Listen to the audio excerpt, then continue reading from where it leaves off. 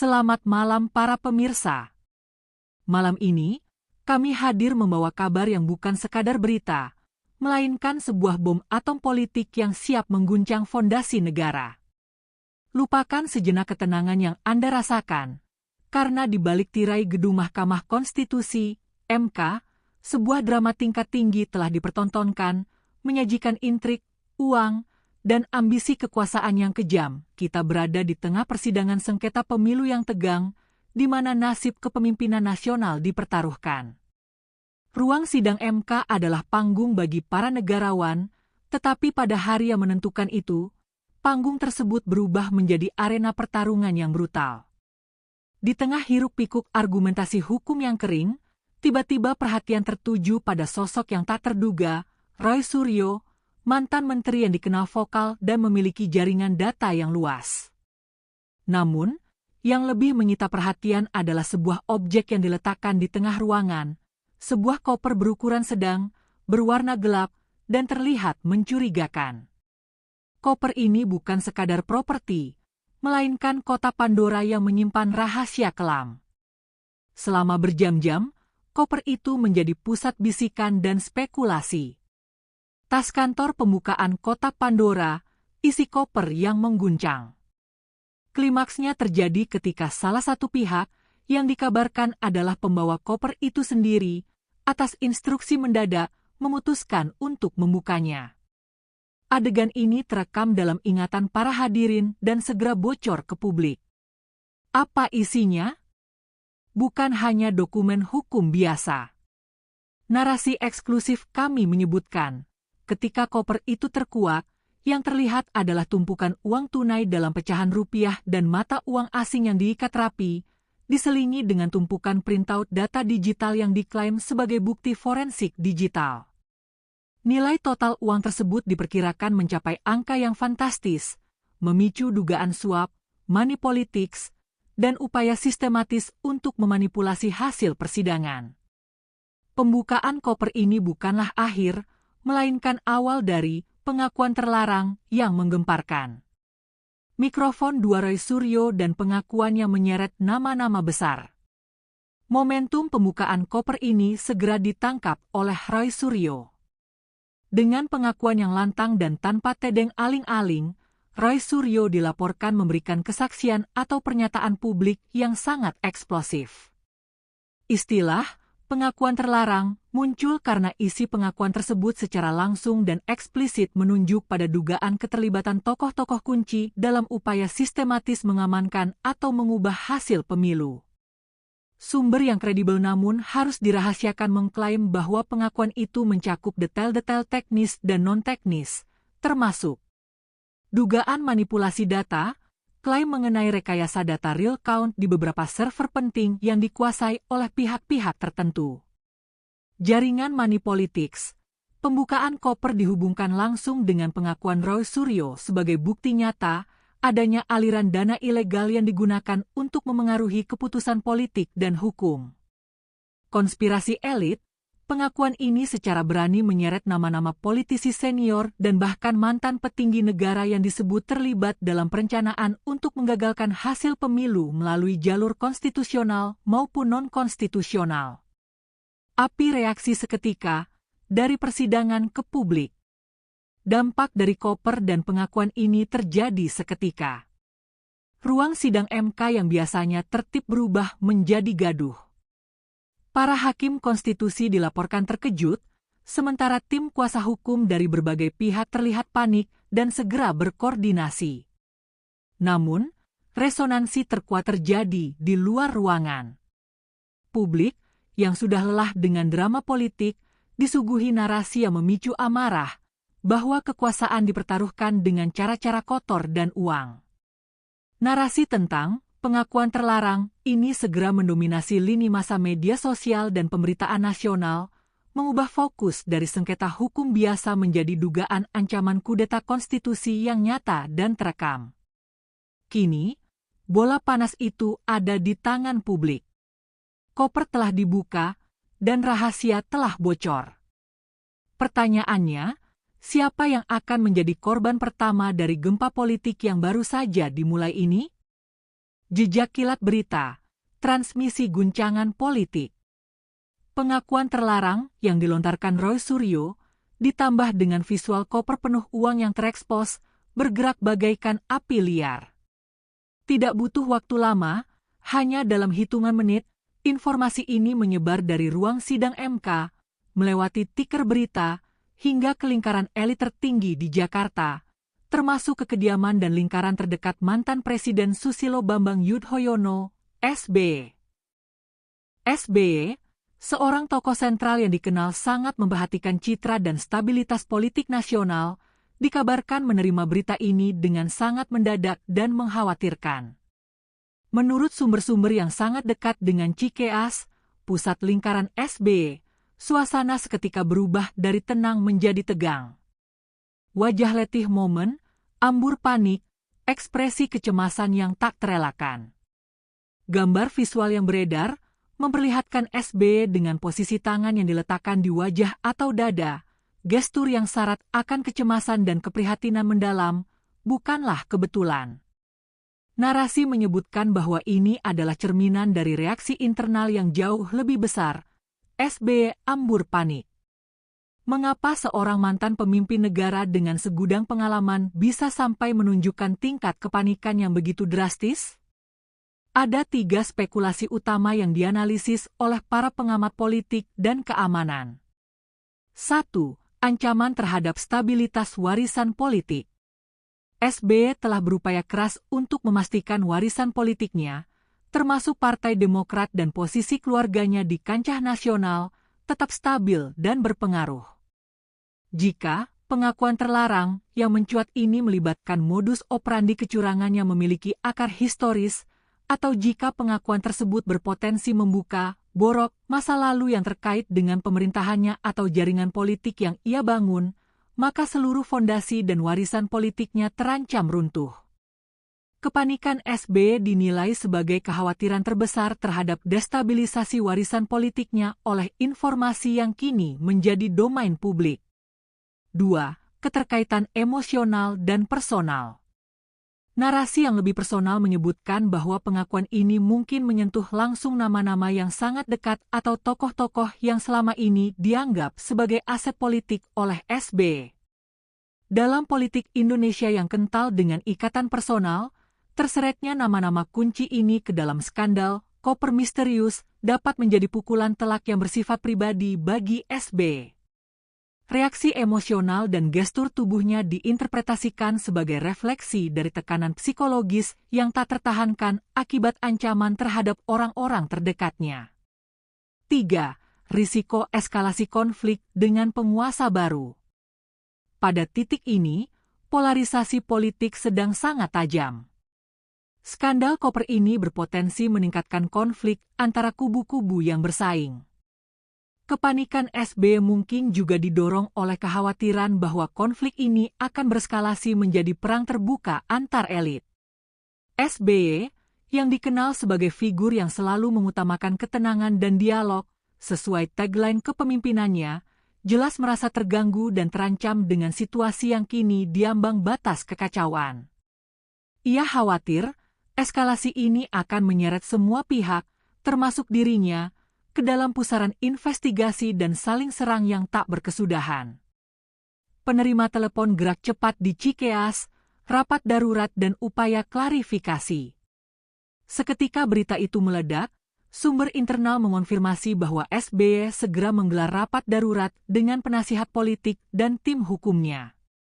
Tujuan rapat ini sangat jelas, mitigasi kerusakan, damage control, dan penyusunan strategi klarifikasi yang cepat dan tegas. Prioritas utama adalah menarik garis demarkasi yang jelas antara dirinya dan skandal koper tersebut. Segala upaya dikerahkan untuk menganalisis setiap kata dari pengakuan terlarang Roy Suryo, mencari celah, dan menyusun bantahan yang kuat agar nama dan reputasinya tidak ikut terseret dalam lumpur dugaan kecurangan money politics. Kejadian ini menunjukkan bahwa drama di MK tidak hanya berdampak pada proses hukum, tetapi telah mengirimkan gelombang kejut yang mengguncang para tokoh politik senior, memaksa mereka bereaksi cepat di tengah ancaman reputasi dan stabilitas. Kepanikan SBY menjadi simbol betapa seriusnya ancaman yang dibawa oleh koper misterius itu. Target utama, penggembosan legitimasi wakil presiden terpilih. Dalam kontestasi politik yang baru usai, tokoh sentral yang menjadi sasaran tembak kelompok oposisi adalah Gibran Rakabuming Raka, wakil presiden terpilih. Narasi politik yang diangkat oleh pihak-pihak yang merasa dirugikan selalu berpusat pada klaim bahwa terpilihnya Gibran adalah hasil dari proses hukum dan politik yang cacat, terutama terkait dengan perubahan aturan batas usia pencalonan di MK. Skandal, pengakuan terlarang yang melibatkan Roy Suryo dan koper penuh uang ini, oleh kelompok penggagasnya, diklaim sebagai senjata pamungkas untuk memicu krisis legitimasi yang ekstrim, yang berujung pada pembatalan atau diskualifikasi Gibran sebelum ia resmi dilantik. Gulungan ancaman, kudeta konstitusional, jalan menuju diskualifikasi. Istilah rencana mengkudeta Gibran dalam konteks ini merujuk pada upaya untuk menggagalkan penetapan hasil pemilu melalui proses hukum di MK, namun didorong oleh bukti-bukti yang sangat provokatif seperti uang tunai dan pengakuannya menunjuk pada kecurangan terstruktur, sistematis, dan masif, TSM. Skenario kudeta konstitusional ini bekerja sebagai berikut. Ekspos bukti TSM paling shocking, koper penuh uang, sebagai bukti suap politik uang, dan pengakuan teknis dari Roy Suryo, sebagai bukti manipulasi data, disajikan secara bersamaan, menciptakan efek kejut masif. Menciptakan opini publik masif, efek kejut ini diharapkan memicu gelombang demonstrasi dan tekanan publik yang menuntut diskualifikasi pasangan calon. Tekanan kepada hakim MK, dengan adanya tekanan publik dan bukti yang sedemikian rupa, diharapkan hakim konstitusi merasa tertekan untuk mengambil putusan ekstrim, mendiskualifikasi Gibran, entah karena adanya kecurangan TSM, atau karena mengembalikan putusan usia pencalonan yang sebelumnya menjadi kontroversi. Jika Gibran didiskualifikasi, seluruh hasil pemilu pasangan yang ia dampingi, Prabowo Subianto, secara otomatis akan terancam, membuka peluang untuk pemilu ulang atau penetapan ulang yang menguntungkan rival. Stopwatch 2 kegagalan di detik-detik akhir, alasan-alasan penting. Meskipun senjata pamungkas berupa koper dan pengakuan telah diluncurkan, narasi berita menegaskan bahwa rencana ini gagal di detik-detik akhir. Kegagalan ini, menurut sumber dan analisis politik, disebabkan oleh beberapa faktor krusial yang menahan gelombang kudeta konstitusional tersebut. 1. Kekuatan pertahanan tim hukum Prabowo Gibran. Tim hukum pasangan terpilih dilaporkan telah mengantisipasi berbagai serangan, termasuk serangan karakter dan bukti TSM yang bersifat sensasional. Mereka dengan cepat menyusun sanggahan, menantang validitas dan relevansi koper serta pengakuan tersebut di hadapan MK. Mereka berargumen bahwa bukti yang disajikan bersifat hearsay atau tidak memiliki korelasi langsung dengan hasil pemilu secara keseluruhan. 2. Kekompakan institusi penyelenggara pemilu. Lembaga seperti Komisi Pemilihan Umum, KPU, dan Badan Pengawas Pemilu, Bawaslu, tetap solid dalam mempertahankan proses dan hasil yang telah mereka tetapkan. Kesaksian para pejabat penyelenggara pemilu di MK cenderung memperkuat klaim bahwa proses telah berjalan sesuai prosedur, sehingga sulit bagi MK untuk membatalkan seluruh hasil hanya berdasarkan bukti yang dianggap parsial. 3. Keputusan kritis para hakim konstitusi. Faktor penentu utama adalah para hakim konstitusi. Meskipun dihadapkan pada tekanan publik yang luar biasa dan bukti yang kontroversial, para hakim konstitusi tampaknya berpegangan teguh pada batas-batas hukum dan bukti yang dianggap memiliki bobot substansial dan tidak hanya berdasarkan sensasi politik. Keputusan MK untuk tetap berpegang pada prinsip kehati-hatian dalam mengambil putusan diskualifikasi di detik-detik akhir adalah paku terakhir dalam peti mati rencana kudeta tersebut. Diagram dengan tren turun implikasi politik, kejatuhan mental oposisi. Kegagalan rencana kudeta konstitusional ini memiliki dampak psikologis yang besar. Kelompok oposisi, yang telah mengerahkan upaya dan sumber daya maksimal, termasuk peluncuran koper dan pengakuan yang provokatif, kini harus menerima kenyataan pahit. Visual SBY yang tampak panik, bab 2, dan narasi kegagalan ini, bab 3, saling melengkapi.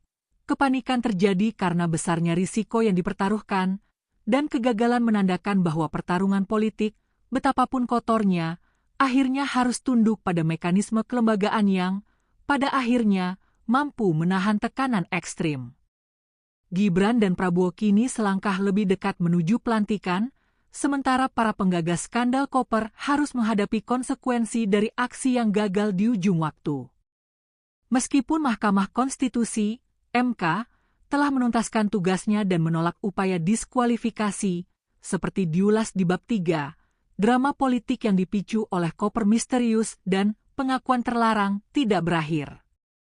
Alih-alih mereda, isu ini segera bergeser menjadi ranah pidana dan etik.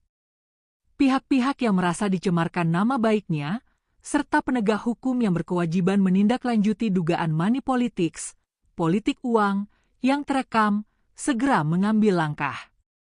Dilaporkan bahwa kepolisian, khususnya Badan Reserse Kriminal, Bareskrim, telah menerima laporan resmi terkait.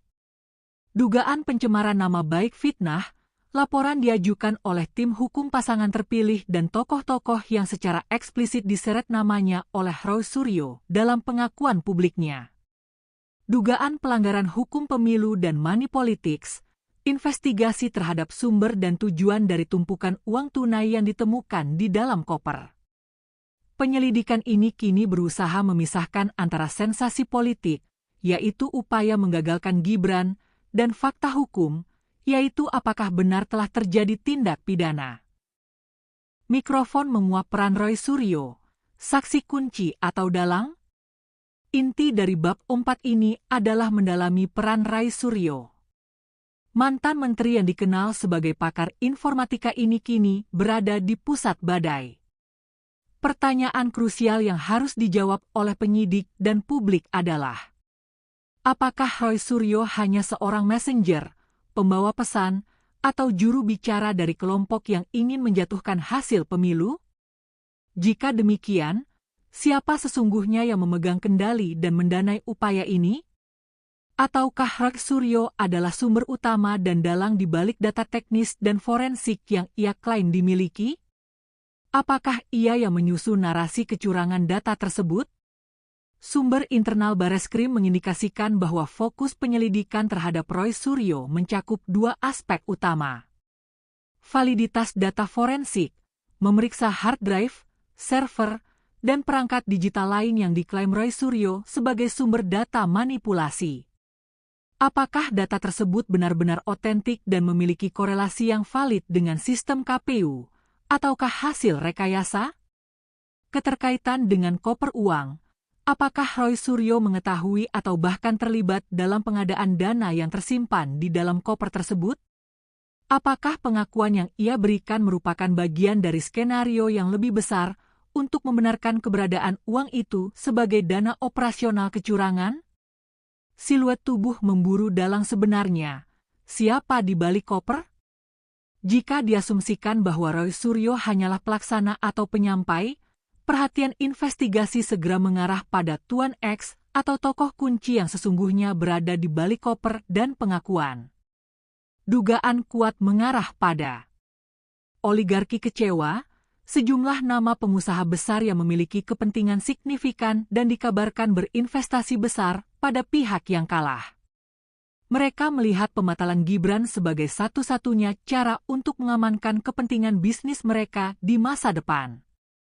Faksi politik senior, adanya faksi politik senior di luar pemerintahan yang merasa terpinggirkan oleh hasil pemilu dan menggunakan skandal ini sebagai sarana untuk merebut kembali pengaruh mereka. Dugaan ini menguat setelah melihat reaksi panik SBY. Meskipun SBY sendiri membantah keterlibatan, ia menjadi salah satu tokoh yang namanya terdorong ke permukaan karena situasi ini. Penyidik kini bekerja keras untuk melacak jejak digital dan finansial yang terkait dengan koper tersebut. Pelacakan sumber uang tunai, apakah dari dalam negeri atau luar negeri, dan penelusuran identitas orang yang benar-benar memegang koper di ruang sidang menjadi kunci untuk mengungkap mastermind di balik drama politik ini. Timbangan 2 konsekuensi hukum dan etik. Kasus ini memiliki konsekuensi ganda. Jika klaim Roy Suryo terbukti benar, maka akan terjadi krisis politik dan hukum besar-besaran di Indonesia, memaksa audit total terhadap seluruh sistem pemilu dan kemungkinan penuntutan terhadap pejabat tinggi yang terlibat. Jika klaim Roy Suryo terbukti palsu fitnah, maka Roy Suryo dan pihak-pihak yang terlibat dalam koper itu akan menghadapi tuntutan pidana berat, termasuk pasal-pasal terkait penyebaran berita bohong, pencemaran nama baik, dan kemungkinan penghinaan terhadap pengadilan, MK. Gelombang kejut pasca putusan, stabilitas di ujung tanduk. Meskipun secara prosedural Mahkamah Konstitusi, MK, telah mengesahkan hasil pemilu dan menggagalkan upaya diskualifikasi, Bab 3, dan penegak hukum mulai mengusut unsur pidana, Bab 4, badai koper dan pengakuan terlarang, ini telah menimbulkan kerusakan kolateral yang meluas, terutama terhadap stabilitas politik nasional dan kepercayaan publik terhadap institusi. Skandal ini telah membuka borok politik yang jarang terlihat secara langsung oleh masyarakat. Sinisme publik, visual koper berisi uang tunai yang dikaitkan dengan klaim kecurangan TSM telah menciptakan sinisme yang mendalam di kalangan pemilih. Masyarakat kini dihadapkan pada pertanyaan, apakah demokrasi mereka benar-benar ditentukan oleh suara, ataukah oleh kekuatan uang dan intrik di belakang layar? Keretakan elit. Kasus ini memperlihatkan betapa parahnya keretakan yang terjadi di kalangan elit politik. Reaksi panik SBY dan keterlibatan tokoh-tokoh senior mengindikasikan bahwa perpecahan ini tidak hanya terjadi antar partai, tetapi juga antar generasi dan antar faksi di dalam tubuh kekuasaan lama dan baru. Diagram dengan tren turun ancaman terhadap legitimasi pemerintahan baru. Dampak paling signifikan dari skandal ini adalah pada legitimasi pemerintahan baru yang dipimpin oleh Prabowo Gibran. Meskipun mereka memenangkan pertarungan hukum di MK, narasi tentang kemenangan yang diwarnai kecurangan TSM yang dipicu oleh koper dan pengakuan akan terus membayangi. Pemerintahan dengan beban sejarah, pemerintahan yang akan datang akan memulai masa jabatannya dengan beban berat untuk membuktikan bahwa mereka benar-benar terpilih secara jujur dan adil, bukan karena kekuatan money politics yang disindir oleh koper misterius itu. Oposisi yang lebih radikal, kegagalan upaya kudeta di MK justru bisa memicu kelompok oposisi dan masyarakat sipil untuk mengambil langkah-langkah yang lebih radikal di luar jalur konstitusional, seperti demonstrasi massa yang berkelanjutan atau kampanye disinformasi yang terus-menerus. Hal ini akan menguras energi pemerintah untuk fokus pada pembangunan. Bangunan klasik 2 krisis kepercayaan institusi, MK dan lembaga penyelenggara. Institusi yang seharusnya menjadi pilar demokrasi, seperti MK, KPU, dan Bawaslu, juga mengalami pukulan telak. MK di bawah sorotan. Terlepas dari putusan final, MK dikritik karena dianggap membiarkan drama koper dan pengakuan sensasional terjadi di dalam ruang sidang yang seharusnya berfokus pada bukti hukum murni. Reputasi MK, yang sebelumnya sempat tercoreng oleh kasus etik, kini kembali diuji. Kebutuhan reformasi mendesak, skandal ini berfungsi sebagai lonceng alarm. Para pengamat dan akademisi menyerukan perlunya reformasi sistem pemilu yang mendesak. Reformasi ini harus mencakup mekanisme audit forensik digital yang lebih transparan dan independen, serta pengawasan dana kampanye yang jauh lebih ketat untuk mencegah terulangnya insiden koper berisi uang. Tombol trek berikutnya 2 proyeksi masa depan. Akankah kasus ini benar-benar tuntas?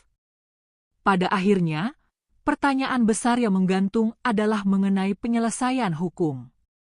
Mampukah penegak hukum, Bareskrim, Kejaksaan, KPK, mengungkap tuntas siapa dalang di balik koper uang itu, dan apakah Roy Suryo akan dijerat sebagai penyebar fitnah atau diakui sebagai whistleblower? Jika kasus ini menguap atau dihentikan tanpa kejelasan yang memuaskan publik, maka hukum kalah dari politik, kesan bahwa hukum tunduk pada kekuatan politik dan uang akan semakin menguat. Siklus berulang, tanpa adanya hukuman yang setimpal bagi para pelaku di balik skandal koper, maka aksi-aksi money politics yang serupa akan terulang di setiap pemilu berikutnya. Skandal, pengakuan terlarang, Roy Suryo dan koper misterius adalah titik balik yang menyakitkan bagi demokrasi Indonesia. Ini bukan sekadar berita politik, tetapi ujian integritas bagi bangsa untuk membuktikan apakah mereka sanggup menegakkan kebenaran dan keadilan, ataukah akan terus dibayangi oleh intrik gelap dan kekuatan uang di detik-detik akhir pertarungan kekuasaan. Konsolidasi pasca badai mengukuhkan kekuasaan baru. Setelah putusan Mahkamah Konstitusi, MK, dan meredanya gejolak politik jalanan, fokus elit nasional beralih pada konsolidasi kekuasaan. Pasangan Prabowo Subianto dan Gibran Rakabuming Raka, meski masih dibayangi stigma kemenangan yang diwarnai kecurangan, bab 5, bergerak cepat untuk mengisi kabinet, menyusun kebijakan transisi, dan merangkul kekuatan politik yang sebelumnya berseberangan. Upaya konsolidasi ini mengambil beberapa bentuk. Pendekatan lintas partai. Ada indikasi kuat bahwa partai-partai yang sebelumnya menjadi oposisi keras, terutama yang terkait dengan tokoh yang tampak panik, bab 2, mulai didekati untuk bergabung. Tujuannya adalah menciptakan pemerintahan supermajority, mayoritas super, di parlemen, yang secara efektif akan melumpuhkan kritik dan investigasi lebih lanjut terhadap proses pemilu yang lalu. Fokus kebijakan populis, pemerintah baru segera meluncurkan program-program yang bersifat populis dan berdampak langsung pada masyarakat. Tujuannya adalah mengalihkan perhatian publik dari skandal koper dan pengakuan kontroversial, serta membangun legitimasi berbasis kinerja, bukan lagi berbasis integritas proses pemilu. Topeng komedi dan tragedi nasib para tokoh, keadilan atau impunitas? Babak epilog ini harus menjawab nasib para tokoh yang terseret dalam skandal tersebut, sebuah cerminan apakah penegakan hukum mampu menembus tembok kekuasaan. 1. Nasib Roy Suryo. Tokoh sentral yang melancarkan pengakuan terlarang, bab 1, kini berada di ujung tanduk. Alih-alih dipuja sebagai whistleblower, ia justru menghadapi tuntutan hukum yang serius, terutama terkait dengan dugaan fitnah dan penyebaran informasi palsu. Penyelesaian non-yudisial, sumber-sumber mengisyaratkan adanya upaya penyelesaian di luar jalur pengadilan. Roy Suryo mungkin ditawari keringanan atau penghentian kasus, SP3, dengan syarat ia menarik kembali atau meredam narasi tentang koper dan kecurangan. Jika ini terjadi, pesan yang dikirimkan kepada publik adalah melawan kekuasaan itu mahal harganya. 2. Posisi SBY dan lingkaran elit. Mantan Presiden SBY, bab 2, yang reaksinya menjadi sorotan utama, berhasil menjaga jarak aman dari investigasi hukum. Analisis menunjukkan bahwa kekhawatiran utamanya adalah menjaga warisan dan reputasi, bukan keterlibatan langsung dalam koper. Tarik ulur politik, SBY dan partainya terlibat dalam negosiasi kursi kekuasaan. Kepanikan yang sempat ia tunjukkan tampaknya berhasil diredam melalui jaminan politik atau kesepakatan bahwa faksi politiknya tidak akan diusik lebih jauh oleh penguasa baru. 3. Dalang di balik koper. Hingga bab 6 ini, identitas mastermind yang mendanai koper penuh uang, bab 4, masih diselimuti misteri. Penyelidikan Bareskrim berjalan lambat dan terkesan terhenti.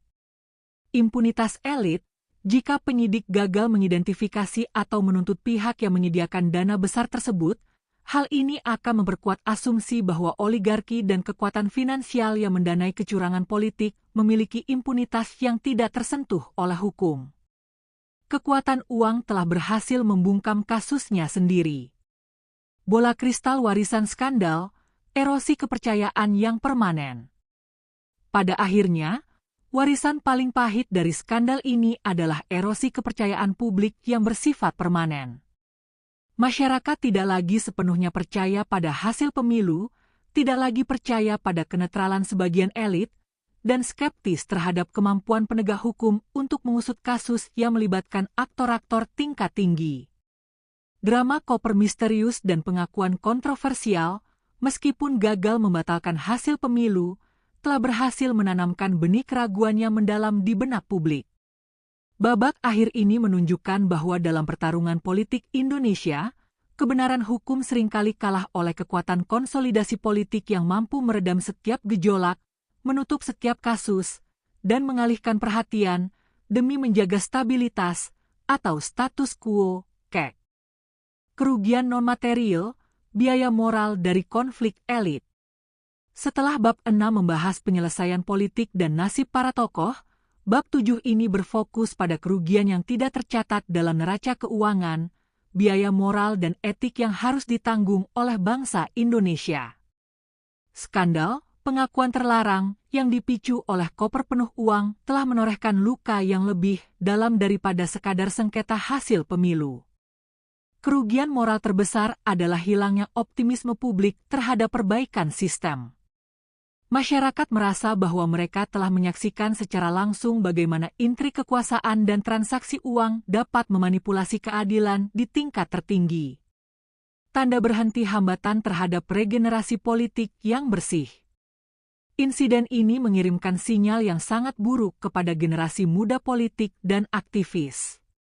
Kepemimpinan yang didasari transaksi, narasi yang menguat adalah bahwa jalur menuju kekuasaan bukan ditentukan oleh rekam jejak, ideologi, atau integritas, melainkan oleh kekuatan finansial dan koneksi elit.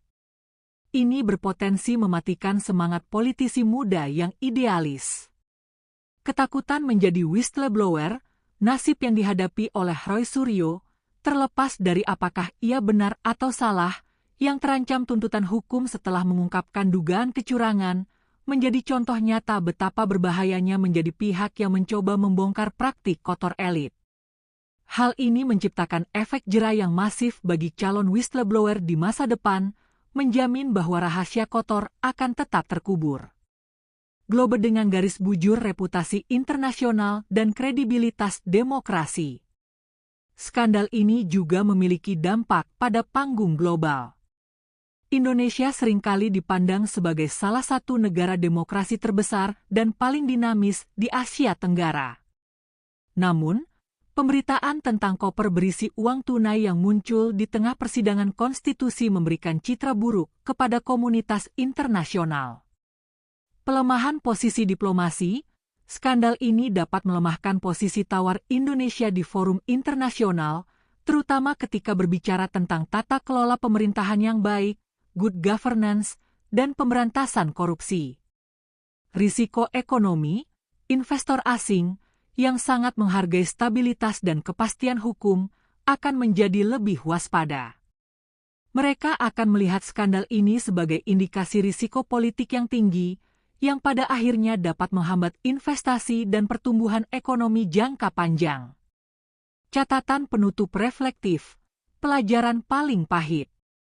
Narasi berita ini berakhir bukan dengan putusan hukum, melainkan dengan refleksi atas tanggung jawab kolektif. Kasus koper dan pengakuan ini adalah peringatan keras bahwa demokrasi tidak boleh dianggap remeh. Kini, setelah badai berlalu, tugas berat ada di pundak semua pihak.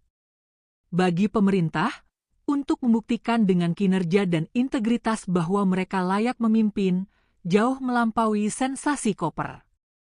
Bagi oposisi, untuk menyalurkan energi oposisi ke dalam kritik yang konstruktif dan berbasis data, bukan hanya mencari sensasi di detik-detik akhir. Bagi rakyat, untuk terus menjaga kewaspadaan, menuntut transparansi, dan menolak sinisme, agar kekuatan uang tidak pernah lagi menjadi penentu utama nasib bangsa. Kisah tentang koper misterius akan tercatat dalam sejarah politik Indonesia sebagai monumen pahit atas godaan kekuasaan yang tak beretika, sebuah babak yang harus dilalui demi mencapai kematangan demokrasi sejati.